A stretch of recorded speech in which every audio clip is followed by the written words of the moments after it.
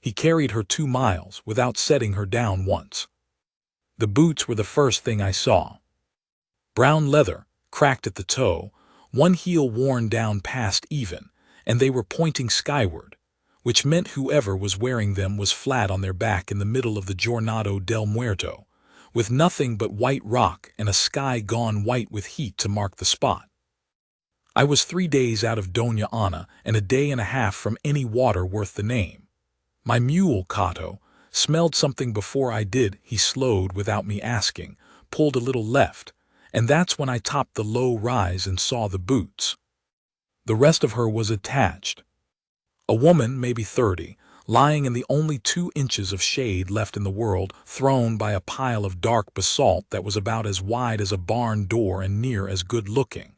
She dragged herself to it. I could see the furrow her body had made in the caliche.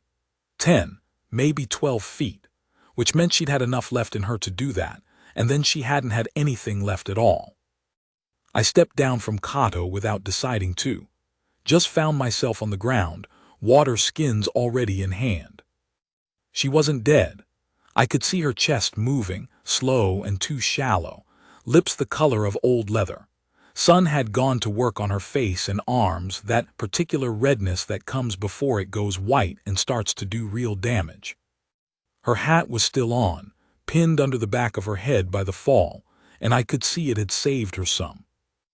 I got one hand under the back of her head, which was burning the rock maybe or something else, and I tilted water against her mouth, just a little at first, enough to wet the lips. She came back like a fire catching, coughed, tried to sit up. I held her from going all the way and said, "Easy," and she said something that wasn't a word, and then she looked at me. Brown eyes, not frightened, just located, like a woman getting her bearings in a strange room. The way someone wakes in unfamiliar country, and the first thing they do is figure out which way is east. "My horse," she said. "Don't have your horse. He went lame 2 days ago. I left him at a sink, maybe 4 miles back, maybe 5. "What was in the sink?" "Not much." I looked back the direction she'd come. The land was flat and pale and offered nothing, just distance, which the Jornado gave freely and without charge.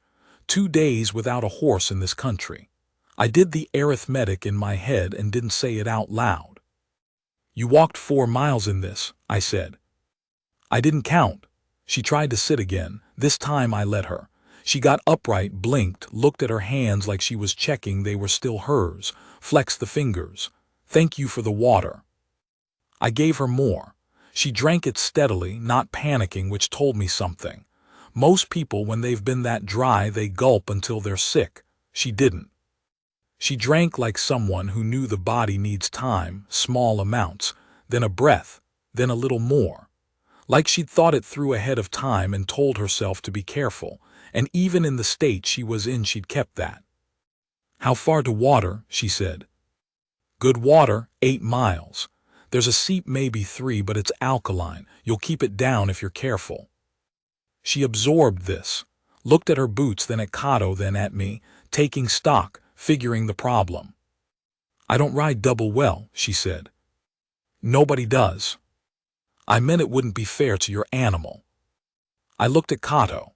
Cato looked back at me the way mules do, patience and mild contempt in equal measure. He was carrying 2 packs already, one of them heavier than it looked because of the tools in it. Adding her weight wasn't going to ruin him, but she was right that it wasn't going to be comfortable for anyone. "How's your ankle?" I said. She looked down. I'd already seen it, the right one, swollen enough that the boot was straining at the laces. The leather was stretched and dark with moisture that had dried in a ring, which meant it had been swollen for a while. I didn't say anything about my ankle. "No," I said. A long pause. "It's bad," she said. "I think I broke something, or close to it. I can walk on it, but I won't be doing it fast." I crouched down, not asking, and put my hand around the boot. She didn't flinch, which surprised me. Most people flinch when a stranger touches them in a place that hurts. She just watched me. The ankle was hot through the leather. Swollen bad, the boot was doing half the work of a splint at this point, which was likely why she'd left it on. She'd laced it tight to stabilize it, which was smart. Cross the laces differently than usual, extra wrap at the joint, then back up. She'd known what she was doing. I straightened up. "You laced it right," I said. "I've broken bones before." I believed her. I repacked Kato, shifted everything to balance it right, which took a few minutes of quiet work, the heavy pack first, centered over the spine, then the lighter one counterbalanced on the off side. She watched without offering to help, which was also smart. She'd have gotten in the way, and she seemed to know it. When I was done, I looked at her and she looked at me. "There's a canyon cut," I said, "about a mile and a quarter down the wash. Gets you out of the direct sun. On the other side of it, the going is harder volcanic rock, loose, uneven for about another mile. Then open ground to the seep.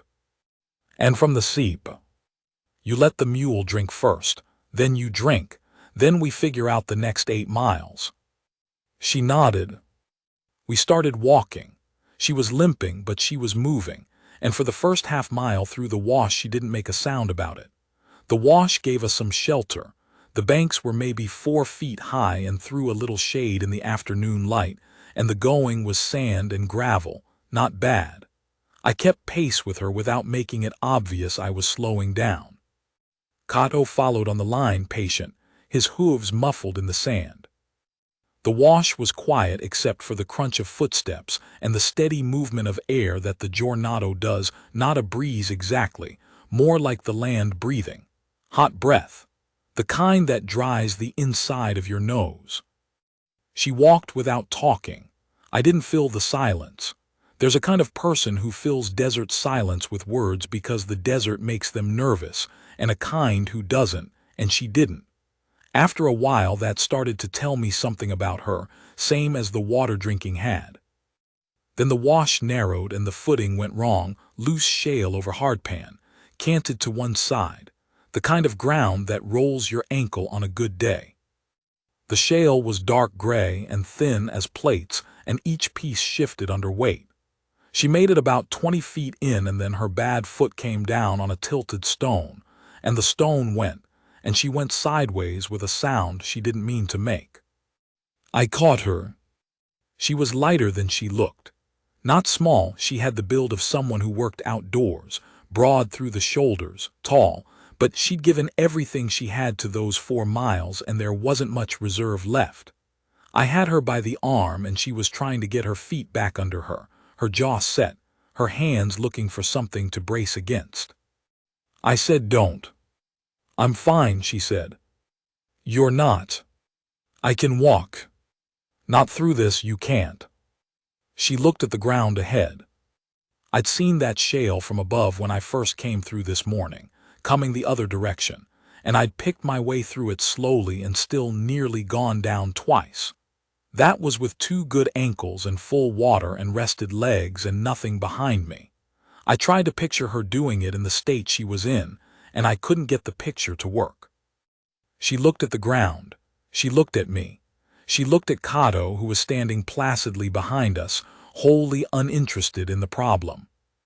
"You can't carry me," she said.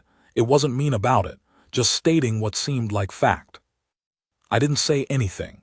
I just shifted my grip, got one arm under her knees and lifted. She made a sound, not pain, just surprise, and then she went still. I found my footing on the shale, tested it, shifted my weight forward. The shale shifted under my boot but held. Kato followed on the line, picking his own way with the care that mules are born with and horses have to learn. I walked.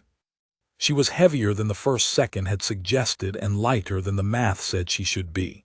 And after the first 100 yards, she stopped holding herself rigid, that deliberate stillness of someone who doesn't want to be a burden, and let her weight settle into me, which made it easier. Her arm came up and found the back of my neck, not grasping, just resting there. I did not put her down. The shale was maybe 400 yards of actual bad ground, but it stretched long in the heat. My shoulders started to burn somewhere in the middle of it, not sharp, just the slow accumulation of load, and the small of my back said something I chose not to listen to. She said once quietly, "You don't have to," and I said I know and kept walking. She didn't say it again. I thought about nothing except the ground in front of me, where the shale was thick and where it was thin, which stones were sitting flat and which were angled. Left foot, right foot, transfer weight smooth, don't jar her. The mule behind me was making his own calculations. Two of us picking our way, the woman still and trusting. We came out of the shale onto volcanic rubble, dark basalt, chunky, irregular, the kind that will take your knee off if you stumble. Worse than the shale in some ways, better in others. The pieces were bigger and didn't slide, but the gaps between them were ankle-deep and irregular. She felt me adjust and said, "I can try," and I said, "You're fine where you are," and she went quiet again. I carried her across the rubble. By the end of that mile, I was sweating through my shirt, and my lower back was talking to me in a language I'd been ignoring since my 40s. But the ground had leveled out and gone from black rock to pale dirt, and ahead I could see the low line of willows that marked the seep. I set her down at the edge of the willows, not because I had to, because we'd arrived. She stood on her good foot, hand on a willow trunk, and for a moment she didn't say anything. I was getting my breath back. Not panting, I'd learned years ago to breathe steady under load, in and out through the nose, but I needed a moment and I took it. My shoulders ached in a good, used way. Then I let Kato drink. She watched the mule drink and then she looked at me, and there was something in her face that I didn't have a word for at the time and maybe still don't. Not pity, not simple gratitude either. Something more like recognition, the way a person looks at another person when they've found out what they're made of, and the answer was better than expected. "You didn't put me down once," she said. "Ground was bad." "That's not why." I didn't answer that. She drank when Kato was done. Slow, careful, the same way she'd drunk the first water, like someone who understood the body. I refilled the skins from the seep, ran them through the filter cloth twice because the water was alkaline enough to taste it. The willows gave us actual shade. Real shade, not the inch-wide kind the basalt had offered. She sat against a willow trunk and I sat about 10 feet away, and we rested without talking.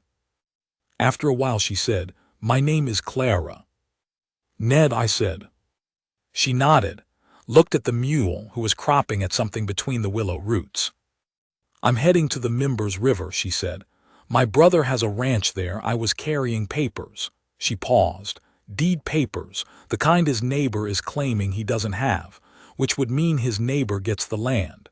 She said it flat, no drama, just the facts of it. I thought about that. "How far back did the horse spook?" I said. "Maybe 2 miles past where you found me. There's a dry arroyo. The horse went up the north bank and threw the bag and then came down lame. The bag is leather, dark brown, about this big." She showed me with her hands. I looked at the sky. The sun had moved. We had maybe 3 hours of decent light. "The mule can carry the both of you if we keep the pace slow," I said. She looked at Kato. "He won't like that." "He won't like it, but he'll do it." "And you'd go back 2 miles for a bag." "The ground I know," I said. "I came through the arroyo this morning." She was quiet for a long time, long enough that I wasn't sure she'd answer. "Why?" she finally said. I thought about how to say it, then I didn't try to dress it up. "A man's land is his land," I said, "and the wrong kind of people collect too much of it already." She looked at me for a long time with those brown eyes that were good at locating things. "All right," she said. Her name was Clara Mast. Her brother was Thomas Mast, who'd come out from Ohio 12 years before with nothing and built something on the Mimbers, and who was currently up against a man named Kellerman, who owned the north side of the valley and wanted the south side too. I got this in pieces over the next 2 hours as we worked our way back across the volcanic ground. Clara riding Kato in the slow, careful way of someone who knows how to sit an animal, even when the animal is unhappy about the arrangement, and me walking alongside, letting her set the pace. She told it without bitterness. That was the first thing I noticed about her. She talked about what had happened the way a good hand reports on bad weather, accurate and without complaint. The horse had gone lame and she'd walked, and then her ankle had failed her and she dragged herself to that bit of shade and she'd waited.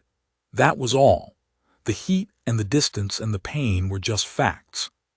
Kellerman, it turned out, was the kind of man who does his harm inside the rules where he can, and outside them where he has to.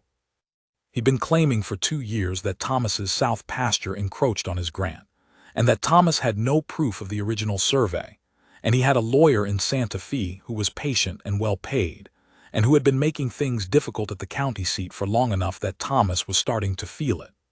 The deed papers Clara was carrying were the original survey notes from the land grant, pulled from a lawyer in Mesilla who'd held them for safekeeping, and they would settle the matter. If they got there. He knew I was going for them, she said. I'm not sure how. But 2 of his men were on the road behind me when I left Doña Ana, and I took the back way across the Jornado to lose them, and then my horse went lame and I couldn't run any more. You were running on foot too, I said. For a while. I thought about that. A woman crossing the Jornado del Muerto alone, on foot, with a broken or near-broken ankle and papers inside her shirt, and 2 riders on her trail who wanted those papers. And when she'd finally gone down, she dragged herself to the only shade available and laid there and waited. You weren't scared, I said. I was scared, she said. Being scared didn't help anything, so I stopped.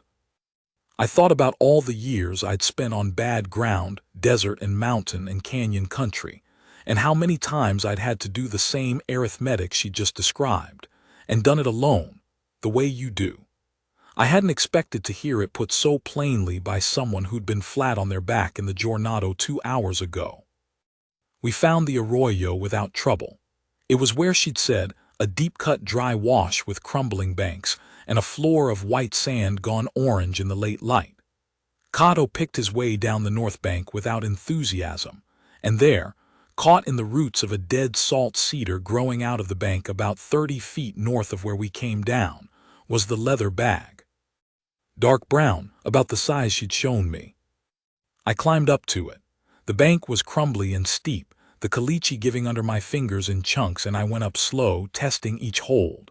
The bag was stuck fast, the strap had wrapped around the root twice, and the root was dry and old and didn't want to give. I worked it free carefully. I opened it just enough to see what was inside. Folded papers, oilskin wrapped dry. The oilskin had done its job. I climbed back down. She was sitting Cato at the bottom of the bank, watching me, and when I held up the bag she closed her eyes for a second. Just a second, like letting a breath out that she'd been holding since the horse went lame. Then she opened them and said, "Thank you," in a voice that was all the way level, which I understood cost her something. I handed it up to her. She tucked it inside her shirt, against her body, close to the skin. I didn't ask why. Some things you keep close. We made the seep again before dark.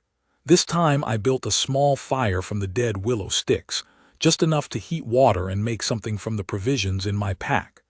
I had dried beans I'd been cooking down in a cloth bag since Doña Ana, and some cornmeal and a little salt, and a strip of dried venison that was past its best days but still meat. Not a feast. Enough. She ate without ceremony and without excessive thanks. I liked that. Excessive gratitude makes the thing smaller than it is, somehow, turns a plain act into a performance where someone has to keep saying how good it was. She said it was good and ate it, and that was the end of it. The fire had gone to coals. Cato was standing with his eyes half closed, done for the day. The willows moved a little in the evening air. Out in the dark, the desert had gone from white to purple, the way it does when the heat finally leaves, and the temperature was dropping fast the way it does in that country.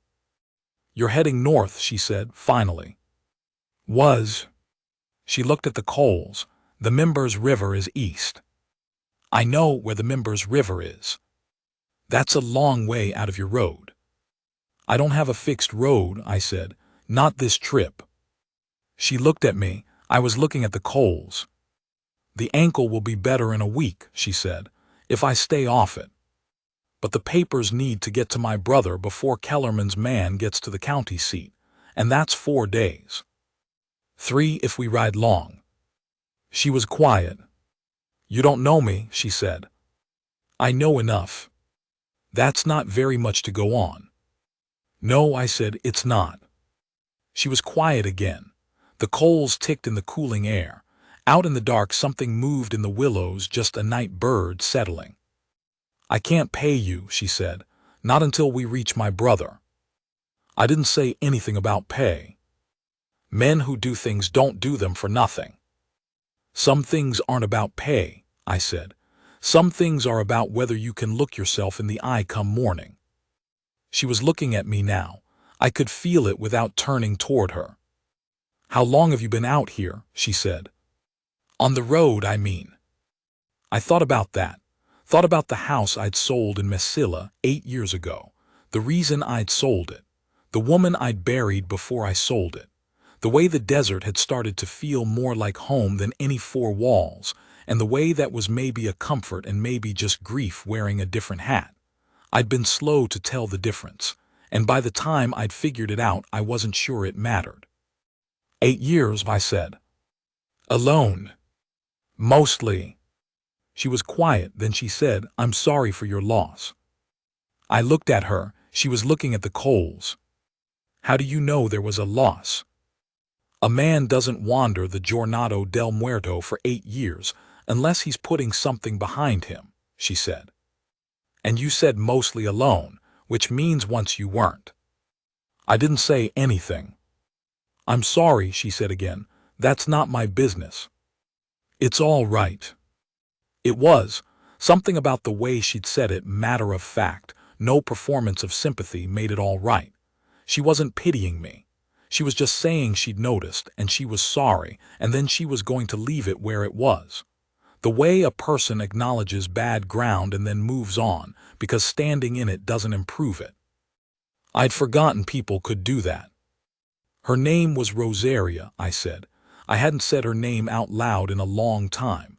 It sat strange in the desert air. She was from Sonora. We had a house and a couple 100 head on the Mesilla Valley. She was gone in a week, fever. Vast. Clara didn't say anything. Didn't say she was sorry again, just listened. After that, I said, the house felt like a thing I was maintaining for someone who wasn't there, so I sold it. And you've been moving since. I've been moving since. She nodded, slowly, not like she was agreeing with the choice, just like she understood how a person arrives at one. The way the body makes a decision that the mind takes a while to catch up to. My husband died 4 years ago, she said. He was a good man. Lung fever, same as yours, fast. Thomas's ranch is my ranch too. My name's on the deed, same as his. Kellerman knows that. He's been trying to get me to sign off and leave for 2 years. Has he tried the direct approach? Once, she said, his man came to the door. Very polite, very clear. She paused. I showed him my husband's rifle and told him the next man who came to my door uninvited would meet the business end of it. Did it work? For a while, a pause, then they went after the deed. I thought about that. Thought about the kind of man who sends someone to a widow's door to pressure her off her own land, and the kind of operation that kind of man runs, and the 4 days between here and the county seat. Does Kellerman have men who ride? I said. She looked at me. Yes. Do they know the papers are missing? They knew I was going for them. I don't know if they know I didn't make it. I put a little more wood on the coals. The fire came back up, small and steady. Then we should get an early start, I said. We settled in. I gave her my bedroll and took my coat, which was enough that night. She didn't argue about it. She lay down, and I heard her breathing slow and even out, and then I sat with the coals for a while and thought about what I was doing. I was riding east out of my way for a woman I'd known 6 hours, to get a leather bag of papers to a man I'd never met, because a land grabber was working to take what wasn't his. That was the whole of it, and it was enough. The coals went gray, I slept. 3 days on the Members Trail. Day 1 out from the seep. Easy going once we hit the old wagon road, which was rutted but level. Clara Road. I walked alongside. We made good miles in the morning while it was cool and then pushed through the afternoon because we had to. The road was empty. High desert country, juniper and pinon on the low hills, the mountains showing to the east in layers of blue that go darker and further the more you look. Good traveling country if you have water, bad country if you don't. We had water. She asked me about the 8 years. Not all at once, not intrusively, in pieces, when the road gave us something to talk about or nothing to look at. How I'd been living. What work I picked up. Whether I'd thought about settling again. I answered honestly, which is not something I did with most people. I don't know why I did with her. Maybe because she'd been flat on her back in the Jornado that morning and I'd seen what she was made of. And there is something clarifying about watching a person at the bottom of things. You know something true about them after that. Not everything, but something real. I told her about the survey work first, because it was the work I'd liked best. A season in the San Andres, measuring elevations, running lines across country that hadn't been mapped. The instruments, the transit level, the chains, the rods, had a satisfying exactness to them. You asked a precise question of the land, and the land gave you a precise answer if you asked it right. I liked that. I'd spent enough time in country that didn't give you precise answers. 2 men I'd worked with that season. A quiet German named Brower who could do arithmetic in his head faster than most men could do it on paper, and a younger man, Espinoza, who could read country the way other men read books, who'd look at a ridgeline from 2 miles off and tell you within a few degrees where it would go. We'd been 3 months in the mountains, mostly in silence, and I'd been happier than I'd been since Rosaria died, and when the season ended I hadn't known what to do with that. Because you'd found something you were good at, she said. I'd always been good at moving through bad country, I said. The survey work was just a reason for it. But you stopped. The company went under, and by then I was used to moving. She was quiet for a while, watching the road. Then she said, Thomas needs someone who can do survey work. He's got land up against the mountains, and he's never had it properly measured. Kellerman is claiming his north fence is 20 feet inside the original grant. I looked at her. I'm not looking for a job, I said. I know, she said. I'm just telling you what's there. We were quiet. How long since you've had a roof over you, she said. I thought about it. 6 weeks. How long since you sat at a table with people? Longer. She looked at the road ahead. A person can get used to being alone, she said, and then they can get so used to it that being around people starts to feel like work, and then they're alone because they've made it easier to be alone. She paused. I know because I almost did it. What stopped you? Thomas, she said. He came out and got me, physically. He drove his wagon to my door and said, you're not doing this anymore, and put me in it. A pause. I was angry for 2 weeks. And then I wasn't. I looked at the road. He sounds like a decent man, I said. He is, she was quiet. So are you. I didn't say anything. I don't say that easily, she said, in case you're wondering. I wasn't wondering, I said. But I was. Day 2, her ankle was worse in the morning from the riding, better by afternoon. She mentioned it once and then didn't mention it again. We made camp at a spring I'd used on a previous pass through this country, maybe 5 years back, coming through from the east, sheltered by a red rock overhang, the water coming up cold and clear from a crack in the stone. The kind of spring that's been there since before anyone had names for the country around it. She made the fire that night. I'd been making it, but she took the flint from her pack. She had a small one, good steel, worn smooth from use, and had it going before I'd finished watering Kato. And when I came back, there were 2 flat rocks arranged as seats, and the water was already heating, and she'd found some dried herbs in the bottom of her bag and put them in.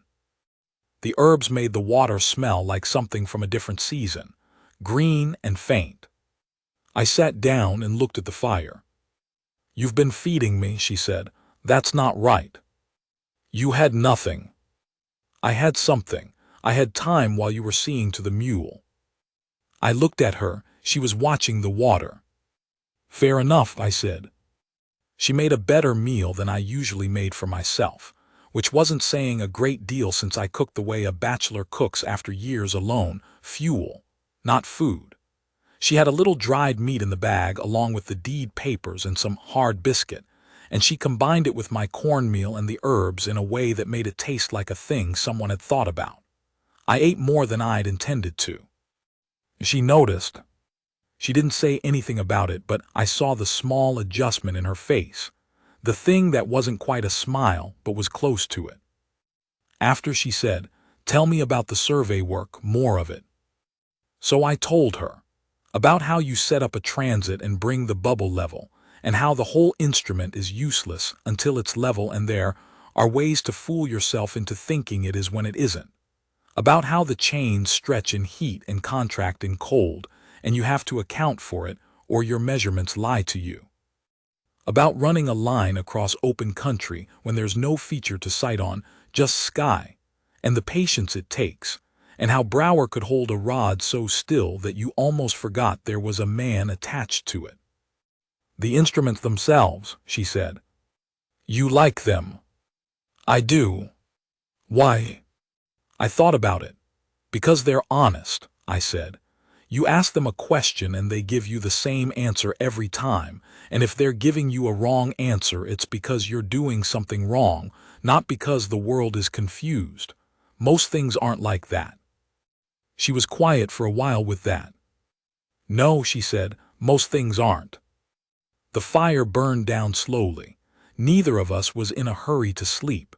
It was that kind of night, cool, still, the stars beginning their slow arc overhead. After a while she asked me about Rosaria, not pushing, just leaving a space, and I found myself talking.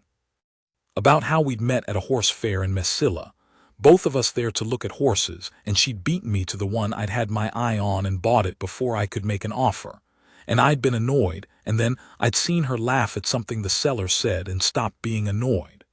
About the 3 years we'd had on the Valley place, which were good years, ordinary and full of work the way good years usually are.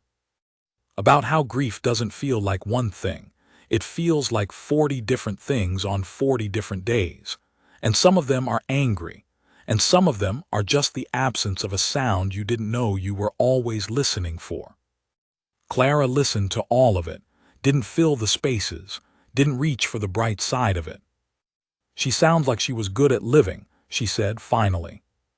I thought about that. "She was," I said. "That's the best thing you can say about a person." "I think so." We were quiet a while longer. "My husband was like that," she said. "He didn't do anything remarkable. He just did everything right, the ordinary things, the daily things. He was never late, never careless, never unkind. And now there are 1,000 places on the ranch where I can see exactly what he would have done, and he's not there to do it." She paused. "That's a particular kind of absence." "Yes," I said. We sat with it. The fire went lower. Neither of us said anything else about it, and it didn't need anything else said. Day 3. We were an hour into riding when the 2 men appeared behind us. Not a surprise, exactly. I'd been watching the South Ridge since daybreak, half an instinct, half something I couldn't name. I'd seen the dust first, a little high and offline for deer, and then the shape of the riders once we got to a stretch with clear sightlines east. Clara saw my head move and turned. "Kellerman's men," I said. She looked for a long moment, shading her eyes. "The one on the gray, that's Dick's." "You know him?" "He came to my door." I thought about that. How far to your brother's place? I said. 8 miles, maybe 9. I looked at the terrain ahead. The road dropped into a shallow river valley about 2 miles on Cottonwoods, an actual river, the beginning of the Mimbers proper. Beyond it, the valley opened up, and a man could see for a long way in every direction, which is good for the people who live there and good for people coming after them equally. If we stay on the road, I said, they catch us before the valley. I know. And they know we have the papers. I know that too. I looked at the 2 riders. They were moving but not pushing, keeping pace, letting the miles work for them. The kind of men who don't rush because they don't have to. Is there another way? I said. She thought. There's a cut through the mesa south of the road, 2-3 miles out of the way, but it comes out on Thomas's land directly. Do they know it? Dix might, he knows this country. I looked at the south ridge, looked at the 2 riders, looked at Clara, who was watching them with the same flat, measuring expression she'd had when she woke up in the Jornado, taking stock, figuring the problem. Can you hold this pace if we push? I said. Yes. The ankle. Yes, she said again flat. All right. I took Cato's lead and moved us off the road without discussion. There was a dry wash going south that would cover the change of direction for the first mile, and I put us into it. She didn't ask questions, just rode and trusted me to know what I was doing, and I did know, because I'd been moving through bad country for a long time and I knew how to use it. How to use a wash to hide movement. How to put a ridge between you and the direction you don't want to be seen from. How to move at the pace that covers ground without raising dust. The cut through the mesa was a slot canyon, barely wide enough for Cato with the packs, cool and shadowed and smelling of old wet stone and the particular mineral dark of deep rock. We moved through it quickly as the ground allowed, and when we came out the other side onto a long sloping mesa, I stopped and looked back. Nothing. Could be they'd missed the turn. Could be they were working around to the north. Could be they'd decided the angle wasn't worth it and were going to try the county seat instead of the road. Or could be they were somewhere I wasn't looking. I kept us moving. Thomas Mast's ranch was a solid operation, not grand, but built right, the kind of place where every board was in the place it needed to be and nothing was wasted. The house was adobe, low and thick-walled, with a good porch and a water trough fed by an acequia. 3 cowhands in the yard stopped what they were doing when we came through the gate. One of them straightened and looked toward the house. Then Thomas came off the porch. He was a big man, tall and thicker than Clara, with her same brown eyes and a beard that needed attention. He came across the yard at a walk that wanted to be a run and stopped in front of Cato and looked up at his sister with an expression that was trying to be steady and not quite making it. Your horse, he said. Lame. I left him at a sink in the Jornado. You walked out of the Jornado. Most of it, she looked at me. This is Ned. He carried me across the volcanic field. Thomas looked at me. He had the kind of eyes that size a man up fast and don't waste time about it. The look that says, I am deciding what you are. Tom Mast, he said. He put his hand out. I shook it. You've got 2 of Kellerman's men somewhere behind us, I said. They were on the south road. We came through the mesa cut. He straightened, looked at his hands in the yard. Santos, Vega, take your rifles and go to the south gate. They moved without discussion. He looked back at me. How far back? Could be an hour. Could be they've gone around to the county seat. That's where they need to be, and they know it. The papers. Clara reached into her shirt and pulled out the leather bag. Thomas took it, held it for a moment, both hands, the way you hold something you thought you'd lost, then looked at his sister. You all right? My ankle's broken or close to it, she said. I need a day off it, otherwise I'm fine. He looked at her for a moment. The way family looks at each other when the relief is too big to say. And then he reached up and helped her down from Kato, and she winced when her foot touched the ground and leaned on his arm. He looked at me over the top of her head. "Come inside," he said. "Please." There's a particular way a house smells when someone has been keeping it right. Not flowers or anything added, just wood and soap and cooked food and the accumulated warmth of people living in it correctly. Thomas Mast's house smelled like that, and I stood in the doorway a moment longer than I needed to. The three of us sat at the table. One of the Hand's wives brought coffee without being asked, and cornbread, and Thomas opened the bag and went through the papers with careful hands, his face going through several things while he read. "They're all here," he said. "They were oilskinned," Clara said. "I checked before I put them back." He looked at her, then at me. "What do I owe you?" he said. "Nothing," I said. "That's not right." "It's right," I said. He looked at me for a long moment. Thomas Mast was not a man who left things unresolved. I could see that in everything about him, in the tightness with which the yard was kept, and the way his hands went still when he was thinking, and the way he'd looked at his sister when he'd taken her off the mule. He was the kind of man who kept his books straight and paid his debts, and being told he owed nothing when he clearly owed something was sitting wrong with him. "At least stay," he said. "A week. Rest.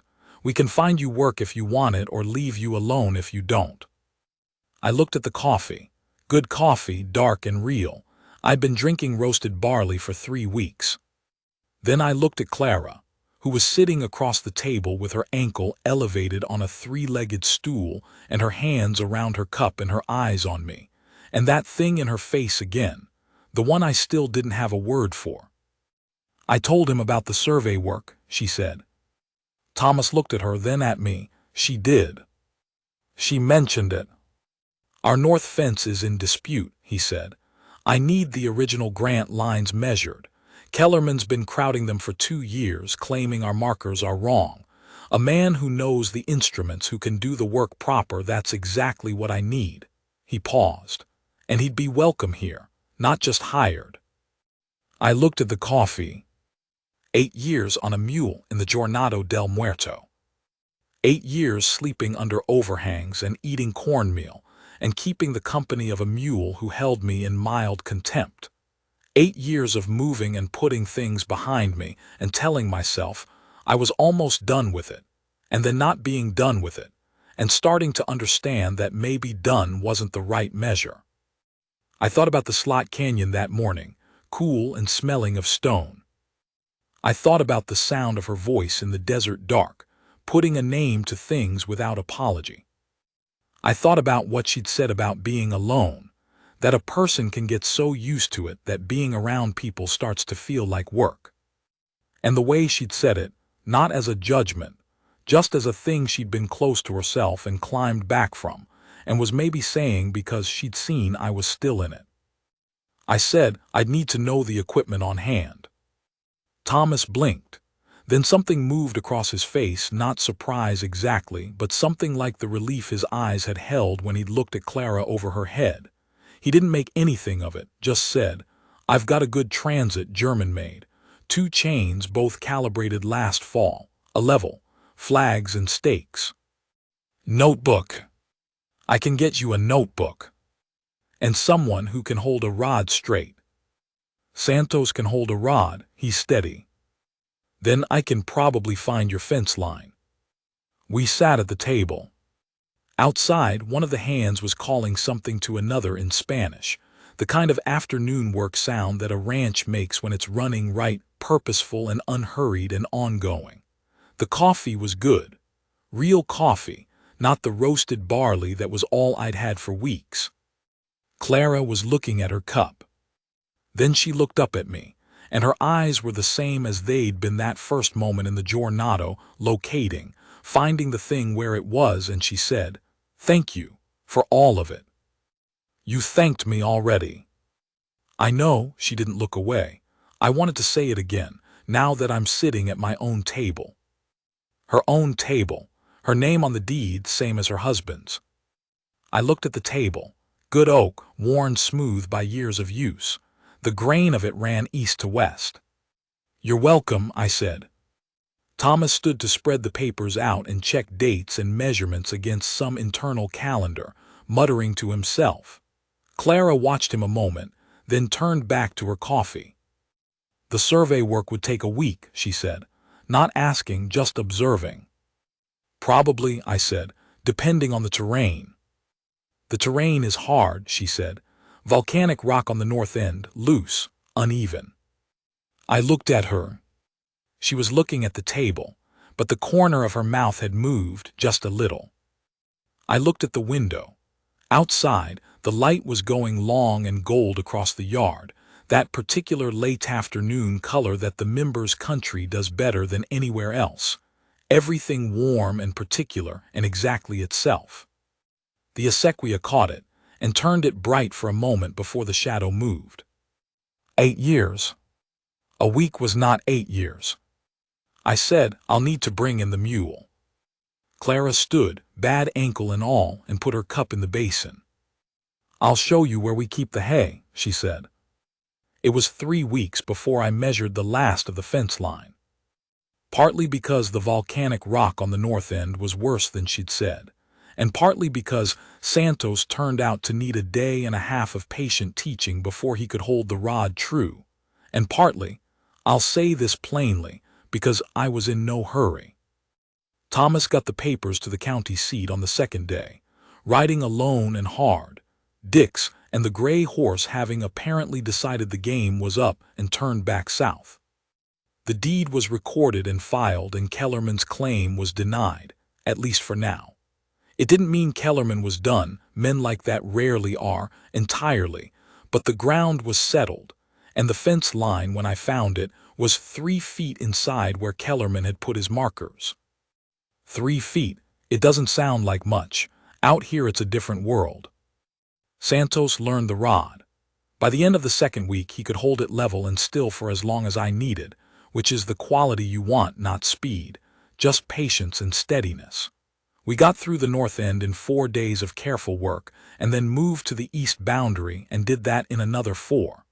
I wrote everything in the notebook Thomas had found, a good one, hardbound, its pages thick enough to hold ink without bleeding. The week stretched into 3, and I slept in the bunkhouse, which was clean and quiet, and ate at the big table with Thomas and Clara and whoever else was there. And the days were good and ordinary, and that's worth saying plainly. Clara's ankle mended. She stayed off it the first 3 days the way she'd said she would, and then she started moving around the house and the yard with a stick she'd cut from a willow branch. And then after a week she put the stick down and didn't pick it up again. She went back to work, not all of it, not the things that put full weight on it, but the house and the books and the long conversations with Thomas over the kitchen table in the evenings about Kellerman and the county and what came next. I was at those conversations sometimes and not at others. When I listened more than I talked. Thomas had a good mind for the practical and a habit of thinking out loud, and Clara had a good mind for the thing behind the practical. The angle Kellerman would take, the man at the county seat who would need persuading, the neighbor 2 valleys over who'd been treated the same way and might be persuaded to file jointly. I watched the 2 of them work through it and thought, this is a family that knows how to think.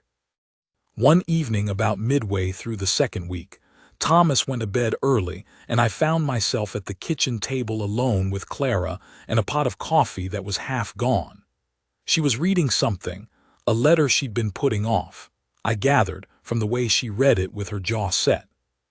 "Kellerman's lawyer," she said without looking up. Very polite, very certain that last month's decision was only temporary. "Is it?" "No," she set the letter down.